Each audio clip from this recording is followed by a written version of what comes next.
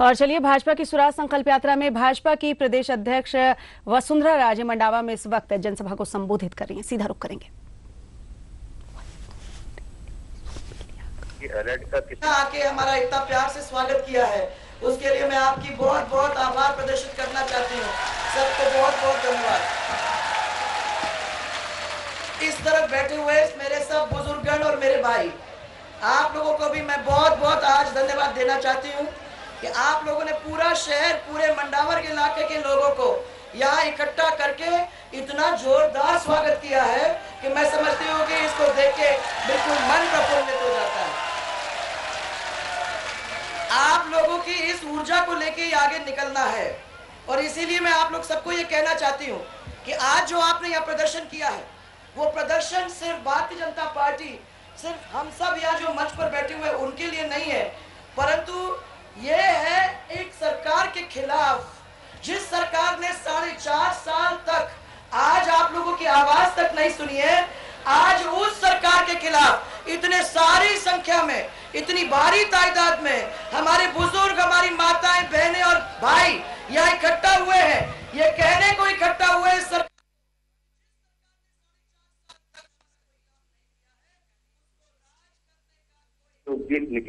उस सरकार को तुरंत ही जैसे हटाना चाहिए। आज मैं, क्योंकि अब अखबार के अंदर मैं देखती हूँ कि हर एक आदमी को अपने उपलब्धि को लिखवाना मैं समझती हूँ कि बहुत जरूरी है।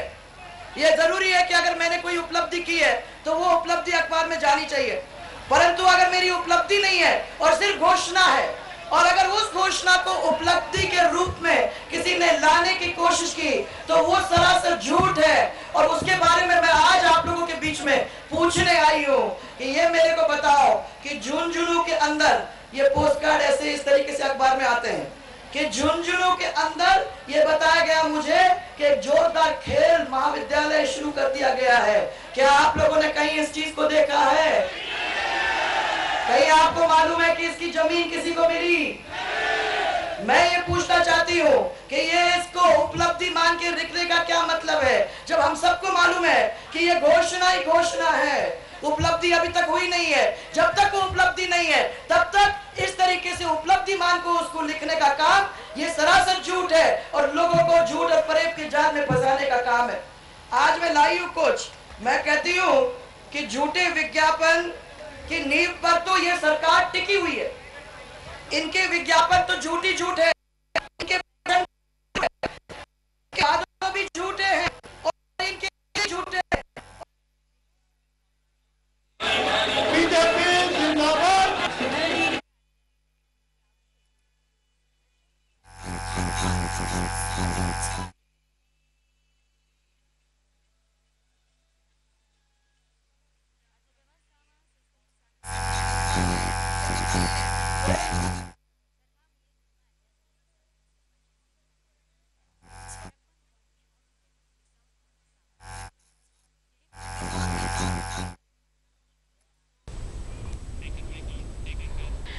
ब्रेक के बाद आपका स्वागत है। आइए आपको लिए चलते हैं मंडावा।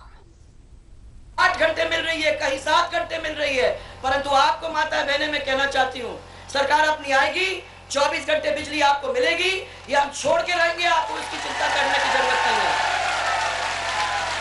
पानी की जोरदार समस्या है। इस पानी की जोरदार समस्या को मैं मूलभूत समस्या मानती हूँ कि 53 साल के बाद आज भी हम लोगों को भटक भटक के पानी ढूंढना पड़ रहा है। ये कौन सी है, ये कौन सा न्याय है? मैं ये पूछना चाहती हूँ कि इस पानी को, स्वच्छ पानी को, पर्याप्त पानी को लोगों को पहुंचाने का काम इस सरकार की जिम्मेदारी है। और आने वाले समय के अंदर जो भी सरकार होगी, हमारी सरकार इस चीज को आप तक पहुंचाने का पहले भी काम किया था, आज भी काम करने की तैयारी में है। आने वाले समय के अंदर ये भी काम हम लोग करके देंगे। मंडावा के अंदर आपका सामुदायिक अस्पताल है, उसमें विशेषज्ञ शिशु रोग के और महिला चिकित्सक है क्या? मुझे समझ में नहीं आता।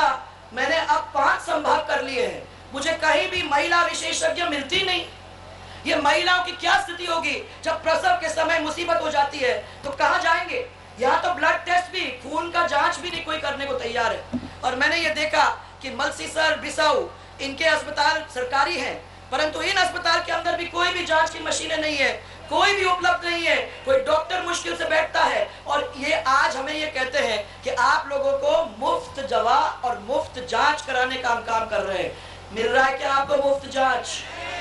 क्या मिल रही है आपको मुफ्त दवा? नहीं मिल रही है। मुझे याद है कि मंडावर में जब भी बरसात होती थी तो यहाँ बाढ़ हो जाती है। अब मालूम नहीं अब आजकल क्या है, परंतु मैंने 35 लाख रुपया दिया था जब यहाँ से कई लोग, मुख्यमंत्री जब मैं थी मेरे पास आए, 35 लाख रुपए देके उस पूरे मोहल्ले का ड्रेनेज का सिस्टम बना के आज वो स्थिति बना दी है कि उस मोहल्ले में तो मैं समझती हूँ कि पानी नहीं आता है।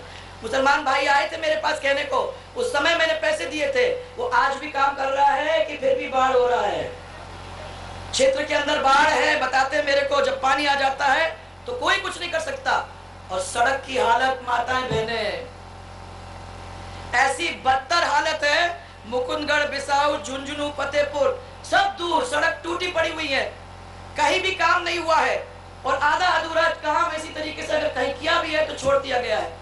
लोग मुझे ये कहते हैं कि अगर आपको अभी कुछ दिखाई दे रहा है तो ये मान के चलिए कि बरसात अच्छी तरह से आ जाएगी तो जो है वो सब उड़ जाएगा और सड़कों की वही हालत होगी जो आप लोगों ने पहले देखी थी, बिल्कुल गड्ढे भरे हुए सड़कें। ये सड़कों से हम लोगों को बच के चलना है, ये भी काम सरकार का है। परंतु मैं ये देख रही हूँ कि 4-4.5 साल के अंदर कोई भी काम नहीं किया, किसी भी वर्ग को खुश नहीं किया, न हमारे बच्चों को नौकरी का इंतजाम किया।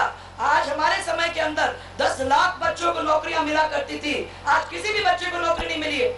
और आपको दिखाई देता है कि वो ट्रेन के बैठ के 7-7 लाख आदमी जब एक पटवारी की परीक्षा के लिए जा रहे हैं या जब एलडीसी के लिए उस सचिवालय के सामने लाइन लगा के खड़े हो रहे हैं 3.5 लाख लोग, तो आपको समझ में आ सकती है कि पिछले 4.5 साल के अंदर किन किन बच्चों को उन्हें नौकरी दी। सब बच्चों को मैं ये कहना चाहती हूँ कि आरपीएससी की फिर से व्यवस्था अपन करेंगे और ये टेट का ये परीक्षा का प्रबंधन जो है वो खत्म करते हुए हम लोग आरपीएससी की परीक्षा देके हमारे युवाओं को फिर से अपन अपने पैर पे खड़ा। नमस्कार, आप देख रहे हैं राष्ट्रीय समाचार, आपके साथ मैं हूं राहुल अवस्थी। सीधे रुख करते हैं स्वराज संकल्प यात्रा का। वसुंधरा राजे बोल रही है। ये भी करने को तैयार है।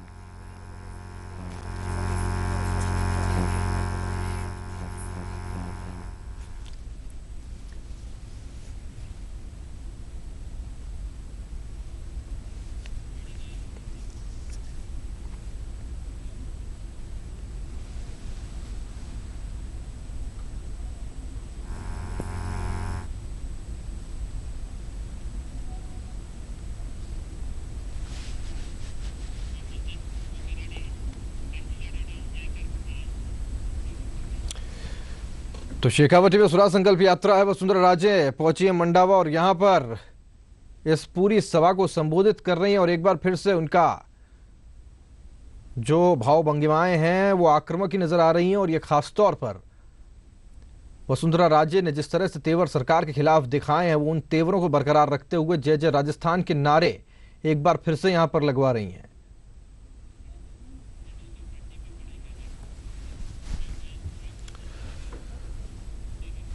चलिए सीधा चल रहे हैं फतेहपुर, जहां पर स्वराज संकल्प यात्रा पहुंची और वसुंधरा राजे यहां पर लोगों को संबोधित कर रहे हैं। 4 फीट तक पानी ये मुझे बताया जा रहा है और ज्यादा बरसात आ जाती है तो बाढ़ शहर के अंदर, ऐसी भी स्थिति है।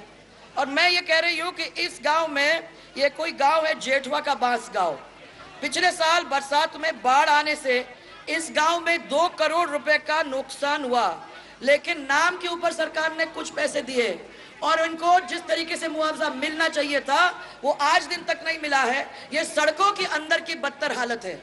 और मैं मंडावर से आ रही हूं अभी और मैं बता सकती हूं आपको कि शहर गंदगी पड़ा हुआ है, पानी पड़ा हुआ है। ये तो इससे बीमारी होनी है माताएं बहनें, इसको कोई ठीक नहीं कर सकता जब तक ऊपर की सरकार ऊपर से नहीं कहेगी कि ये सब काम अब अच्छी तरह से होने हैं। मैं समझती हूँ कि इस तरीके से सरकार चलाने वालों को 1 मिनट भी उस कुर्सी पे बैठने का काम नहीं देना चाहिए। सब लोगों को ये तय कर लेना चाहिए कि एक नया राजस्थान बने, उस नए राजस्थान के अंदर इन सब लोगों के लिए कोई जगह नहीं है।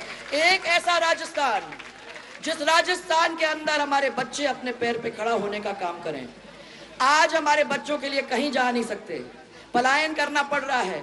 मैं सब बच्चों को यह कह रही हूं कि आरपीएससी की जिस तरीके से पहले व्यवस्था अपन लोगों ने करी थी उस तरीके से फिर से व्यवस्थापन करेंगे और अपने नौजवानों को नौकरी देने का काम फिर से शुरू कराएंगे। हम चाहते हैं कि हमारे टाइम में जिस तरीके से 10 लाख बच्चों को नौकरी दी थी, आने वाले समय के अंदर भी उसी तरीके से हम लोग बच्चों को नौकरी देने का काम करेंगे, ताकि बच्चे इस तरीके से सड़कों पे नहीं घूमेंगे और किसी को जाके पलायन करने की जरूरत भी नहीं होगी। मैं किसानों को कुछ कहना चाहूंगी। मैंने देखा कि पंचायत राज प्रतिनिधियों के साथ बहुत नुकसान हुआ। सरपंच, हमारे प्रधान प्रमुख, इन सब लोगों को हमने इसलिए चुना है कि वो हमारे सब काम अपने क्षेत्र के अंदर, अपने गांव के अंदर करें। हम चाहते हैं कि वो दौरा करें, हम चाहते हैं कि वो अपने लोगों के बीच में जाएं और जो क्षेत्र उनको दे दिया गया है प्रधान के नाते, प्रमुख के नाते या सरपंच के नाते, उस क्षेत्र को और मजबूत करने की वो कोशिश करें। अपने समय में हम लोगों ने 1 करोड़ रुपए का सरपंचों के हिसाब से देने का काम किया था। हमारी कोशिश ये थी कि अंदर से छोटी सड़कें बन जाएं, नालियां छोटी छोटी बन जाएं और गांव के अंदर ऊपर के लोगों को आने की जरूरत ही न हो, वहां के लोगों का काम ही वहां चालू हो जाए। अब मैं देख रही हूँ सरपंचों से जब मैंने बात की कि स्थिति कैसे हो रही है, गांव की ऐसे कैसी स्थिति हो रही है, तो सरपंचों ने काम करते क्या सकते हैं। हमारे पास ना तो पैसा है और सरकार से पैसा मांगने जाते हैं तो पिछले बार जब गए थे तो जोरदार डंडे पड़े, हमारी बात किसी ने मानी नहीं, सरपंचों की बेइज्जती की गई और उन लोगों को किसी को जेल में ठूस दिया गया तो किसी को वहीं पटक दिया गया और वो उल्टे पैर बेचारे वापस लौटे। जो काम करने गए थे वो काम तो हुआ नहीं और सरपंचों को उल्टी लाठी पड़ गई और आज भी 10,000 रुपए से ज्यादा गांव के अंदर मिलती नहीं है। अब बताओ भाइयों, 10,000 रुपए से क्या काम होगा? कौन सी नाली बनेगी, कौन सा रोड बनेगा, कौन सा काम होगा? आज तो इतनी महंगाई बढ़ गई है। तो मैं तो आज सुबह पेपर पढ़ रही थी तो मैंने देखा कि इन्होंने जयपुर के अंदर लाल कोठी सब्जी मंडी के अंदर भाव पूछे तो सब सब्जी माताएं बहनें डबल हो गई हैं। जैसे कहने के लिए आप लोगों को वहां बता दूं, मिर्च 30 रुपए से 60 रुपए हो गया है और आपके पालक अगर 10 रुपए से 20 रुपए तक हो गया है तो फिर गैस की काहे को चिल्लाते हो? गैस तो होना ही है। सब चीज बढ़ गया है। पेट्रोल 2 रुपए बढ़ गया है, डीजल आपके 65 पैसे बढ़ गया है और ये तय हो गया है, निर्णय है कि हर महीने अपन 50 पैसे धीरे धीरे बढ़ा दें ताकि जनता को समझ में ही ना आए हम लोग क्या कर रहे हैं। तो इस तरीके से करीबन 25 बार ये पेट्रोल और डीजल के भाव जब से यूपीए सरकार आई है तब से बढ़े हैं। और आज मैं देख रही हूं कि आपके अलग तरीके से भी अगर आप देख लेंगे तो ये पूरे महंगाई की जो योजनाएं हैं, किसान मेरे यहाँ बैठे हुए भाई, ये मेरे को बताएं कि अपने समय, मेरे समय के अंदर जब अपनी सरकार थी तो डीएपी खाद 485 रुपए प्रति बैग थी। आज कितने रुपए मेरे हिसाब से कितना है? डीएपी कितना है? हाँ, मेरे हिसाब से करीबन 1300-1260 तक है और इसी है ना। अच्छा, यूरिया 280 रुपए बैग हमारे समय था, आज करीबन 400-500 तक पहुंच गया है। गैस सिलेंडर हमारे समय में माताएं बहनें जितने चाहो ले जाओ, 261 रुपए का था, आज 9 तक आप ले जाओ और अगर 9 से ऊपर ले जाने की कोशिश करते हो तो 761 रुपए, 800 रुपए तक ले जाने का कहा 1000 रुपए तक भी, 1000 रुपए तक भी जाना पड़ रहा है। आज गैस सिलेंडर की हालत हो रही है। डीजल आपका 22 रुपए से 54 रुपए तक पहुंच गया, पेट्रोल आपका 33 रुपए से 72 रुपए तक पहुंच गया, अभी तक 100 पे नहीं आया। गनीमत यही है, ये तो चल ही रहा है। आपका चाय पत्ती माताएं बहनें 80 रुपए से आप लोगों के 300 रुपए तक पहुंच गया है, कहीं 250, कहीं 300 रुपए। और अगर आप चीनी की बात करो तो 17 रुपए से 45 से 50 रुपए तक पहुंच गया है और ये चलता ही जाएगा, क्योंकि जितना आप डीजल बढ़ाओगे, जितना आप पेट्रोल बढ़ाओगे, उतना ही महंगाई आपके साथ साथ बढ़ती जाएगी। अब इसको कोई नहीं रोक सकता। और मैं ये सबको कहना चाहती हूँ कि जिन लोगों ने इतनी संवेदनशीलता नहीं रखी अपने लोगों के लिए, जिन लोगों ने आप लोगों की इतनी भी परवाह नहीं की, ऐसे लोगों को क्या कुर्सी पे बिठाने का हक है? क्या किसी का नहीं है। और मैं ये कह रही हूँ कि आज माता और बहनें, आप लोगों की सुरक्षा की क्या हालत है, इसके तार कर दिए, सड़क पे नहीं जा सकते हो, बच्चियां बाहर जाती है तो डर लगता है। आपको मालूम है जब तक वो वापस घर नहीं आती तो लगता है कि हमारी बच्ची कहाँ चली गई। और इसके साथ साथ आप जानते हो कि अत्याचार लगातार हो रहे हैं, चैन रोज खिंचती है, कहीं ना कहीं महिलाओं के साथ कोई ना कोई अत्याचार हो ही रहा है। अरे जब पुलिस कर्मियों को भी नहीं छोड़ा, महिला पुलिस कर्मियों को नहीं छोड़ा, और वो भी पुलिस थाने के अंदर उनका बलात्कार और वहीं उनका कत्ल, अब ऐसी स्थिति हो जाती है तो इस महिलाओं की क्या होगी, ये भी आप सोच लीजिए। और जो परिवार के लोग अपनी महिलाओं की इज्जत को नहीं बचा सकते, ऐसे परिवार के लोगों को चुल्लू भर पानी में डूब के मर जाना चाहिए। मैं तो नहीं समझती कि उनका कुछ है। ये तो आज महिलाओं की स्थिति कर दी है। राजस्थान की इज्जत राजस्थान की महिला हुआ करती थी, और आज राजस्थान की महिला की इज्जत को जब मिट्टी में मिला दिया है तो ये समझ के चलो कि राजस्थान की इज्जत मिट्टी में मिल गई है। ये हमारा स्वाभिमान है, इनका स्वाभिमान हमारा स्वाभिमान है। और इसीलिए आज मैं सब लोगों को कहना चाहती हूँ, यहीं से हमको शुरुआत करनी है, हमारी महिला से, हमारे बच्चों से, उनकी पढ़ाई लिखाई ठीक तरीके से हो। अरे आज डॉक्टर की पढ़ाई करने कोई जाता है तो उसको 1 या 2 परीक्षाएं करनी पड़ती हैं, और 5 साल के अंदर हमारे कोई टीचर बनना चाहता है तो उसको 5 परीक्षाएं पास करनी पड़ती है टीचर बनने के लिए। यह स्थिति है, और फिर भी उसको कोई गारंटी नहीं है कि उसको मिलने वाला है। यहाँ 60% कर्मचारियों के पद खाली पड़े हुए हैं, परंतु हम उसको भर नहीं पा रहे हैं, और रोज हम झूठे वायदे लोगों को करते जा रहे हैं। आप लोग सब यहाँ बैठे हो, आपने देखा कि किसानों की क्या हालत हो गई झुंझुनू के और यहाँ के। अब खाद बीज का जो समय आ गया है, वो खाद और बीज समय पर नहीं मिल रहा है, और अगर मिल भी रहा है तो वो अच्छे क्वालिटी का नहीं मिल रहा है। किसान उसके बारे में रोता है और कहता है कि मेरी जब फसल तैयार हो जाती है तो उस फसल के भी अच्छी तरह से हमको दाम नहीं मिलते हैं। तो किसान की कमजोर हालत, महिला की कमजोर हालत, बच्चों की कमजोर हालत, व्यवसाय की कमजोर हालत, क्योंकि विकास दर राजस्थान का पहली दफा 5% हो गया है, जबकि बिहार का विकास दर 16% है। भाइयों और बहनों, कहां 16% बिहार और कहां 5% राजस्थान। मैं ये कहना चाहती हूं कि जब पूरे राजस्थान की ये गंभीर स्थिति हो गई है तो क्या आपने कोई नया सपना देखा नहीं है? क्या आप लोगों ने नहीं सोचा कि एक ऐसा नया राजस्थान हो जाए जो सब दूसरे प्रदेशों से आगे चलने का काम करे? अगर गुजरात आगे जा सकता है, मध्य प्रदेश आगे जा सकता है, तो इतिहास का राजस्थान जिसका नाम सबसे पहले हुआ करता था, क्या वो राजस्थान आगे नहीं जा सकता है? हमारे जो बाहर के लोग फैक्ट्री लगाने आए थे, वो सब इन पिछले 4 साल के अंदर अपनी अपनी फैक्ट्रियों को लेके वापस चले गए। वो कहते हैं कि यहाँ तो इतनी रिश्वतखोरी है, और आप सब जानते हो एक ट्रांसफार्मर अगर चाहिए तो 25 से 30 हजार। एक डार्क जोन में कुआं अगर खोदने की जरूरत है तो कुएं तो खुद रहे हैं, परंतु 1-1 लाख रुपए जब कोई देगा तब तो आपको कोई माने कुआं मिलेगा। इस तरीके से हर चीज के ऊपर अगर हम रिश्वतखोरी करेंगे तो वो प्रदेश नीचे से खोखला होता जा रहा है। आज ये स्थिति हो रही है कि 4 महीने बाकी बच रहे हैं। इस 4 महीने के अंदर लोगों ने कितने भी खैराते हैं, कितने भी सौगातें बांटने का काम चालू कर दिया। अरे आपको पेंशन चाहिए तो लाइन लगा लो, अगर आपको साइकिल चाहिए उसकी एवज में पैसा ले लो, अगर चावल नहीं मिला तो उसके पैसे ले लो, और माताएं बहनें अगर काम पे आपको 100 रुपये नहीं मिले और 100 दिन हो गए और नहीं भी हुए तो 2 साड़ी ले जाओ, और 2 साड़ी के साथ साथ अगर बच्चे हैं और वो थोड़े से भी बड़े हैं तो उनको कुर्ता पजामा दे दो, और कुछ बचा कचा नहीं है तो 1 थाली और 2 कटोरी भी ले जाओ, जो आपको चाहिए वो ले जाओ। मैं ये पूछ रही हूँ कि ये क्या। स्वागत है। ब्रेक के बाद सीधा रुख करेंगे बीजेपी की स्वराज संकल्प यात्रा का, जो कि इस वक्त लक्ष्मणगढ़ में है। वसुंधरा राजे संबोधित कर रही हैं। तो ये पूरा परिवार ही साथ चल बैठता, और इसीलिए मैं आप लोगों को कहना चाहती हूँ कि जो भी आगे होगा वो एक से नहीं, अनेकों से भी नहीं, परंतु ये पूरा जोरदार 36 के 36 कौम और पूरे के पूरे जो हमारे साथ मजहब हैं, वो सब लोग जब मिलके चलेंगे तब राजस्थान के अंदर एक नया राजस्थान की जो कल्पना हम सब ने यहाँ बैठे हुए की है, वो नए राजस्थान को हम पूरा करने की कोशिश कर सकते हैं। उसके पहले अकेले किसी के हाथ में नहीं है।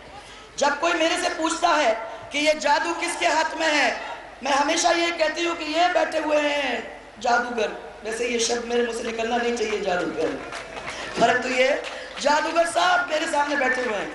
जिस दिन ये अपना जादू समझ लेंगे और जिस दिन ये परिवार चल पड़ेगा, तो मैं ये कहना चाहती हूँ कि कोई भी आपके विकास को रोकने की स्थिति में आ ही नहीं सकता। कोई भी आपके रास्ते में खड़ा नहीं हो सकता है।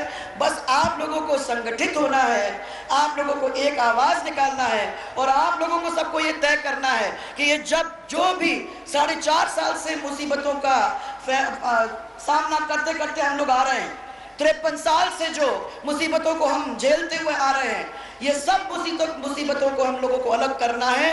अगर अलग करना है तो इस नए राजस्थान की कल्पना करके हम सब लोगों को मिलकर आगे चलना है। यहाँ जो भी बैठे हुए हैं वो सब मेरे को यही कहेंगे कि इस क्षेत्र के अंदर पीने को पानी नहीं है।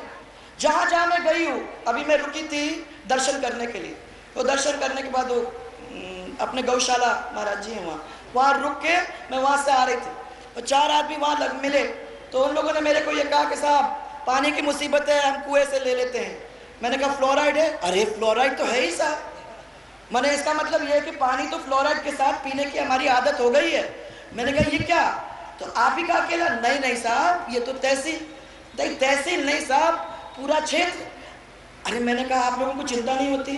उन्होंने कहा चिंता करके हम करेंगे भी क्या मैडम, करने से कोई मतलब नहीं है, ये तो हमारी जिंदगी के अंदर लिखा हुआ है, हमको इसके साथ रहना पड़ेगा, क्योंकि इस सरकार ने 5 साल तक हमारी आवाज को सुना नहीं है और हमको इस गंदे पानी के साथ अपने परिवार का पालन पोषण करना पड़ रहा है। हम जानते हैं कि हम बीमार होंगे, हम जानते हैं कि इससे आदमी कुबड़ा हो जाता है,